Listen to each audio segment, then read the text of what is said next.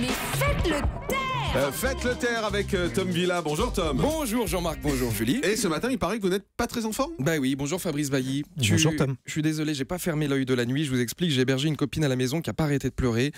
Toute la nuit, j'ai dû la consoler parce qu'en fait, elle s'est fait virer de son boulot. Ça faisait 20 piges qu'elle était en place et elle revient de vacances la semaine dernière. Et pan, c'est Stabilo, la boule à neige et le mug Mickey, hop, dans les cartons. Mais déjà, elle a eu un doute parce que son badge passait plus au portique de sécurité. Elle s'est dit, bah tiens, j'ai dû mettre mes clés à côté de mon badge, il s'est démagnétisé. Mais bon, heureusement, elle a fait de la danse classique. A priori, si tu sais faire un grand écart, tu peux enjamber une barrière. Deuxième indice, les collègues la regardaient de travers dans l'ascenseur. Elle s'est dit, ah, ça sent vraiment pas bon. En plus, la pauvre est rentrée de vacances, elle était pleine de patates, toute bronzée. Pour une fois, en plus, elle avait une marque de maillot de bain parce que c'est vrai qu'elle aime bien faire du topless. Mais là, rien du tout. Pas une photo sur Facebook. Elle avait des cadeaux pour tous ses collègues. Elle avait ramené des magnets, des bols avec les prénoms de chacun, du saucisson d'Anne Corse. Enfin, elle était vraiment très sympa. Quoi. Mais, enfin, je sais pas si je vous pose la question, mais elle fait quoi dans la vie, votre copine? Bah, elle bosse chez Castorama, pourquoi? Ah mais non.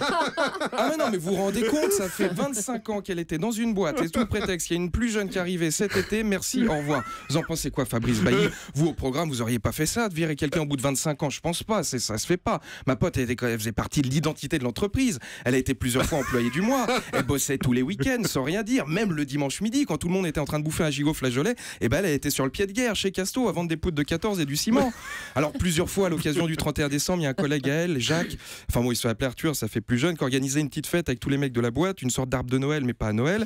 Et ben elle hésitait pas une seconde à y aller, venir déguiser avec 3 boules dans les cheveux, une guirlande autour du cou.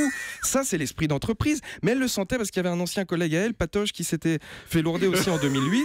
Il a dit je choisirais le jour où je partirais en retraite. Bon, sauf que manque de peau, il y a le délégué syndical qui a voulu placer une copine à lui et Patoche il s'est fait lourder. Voilà.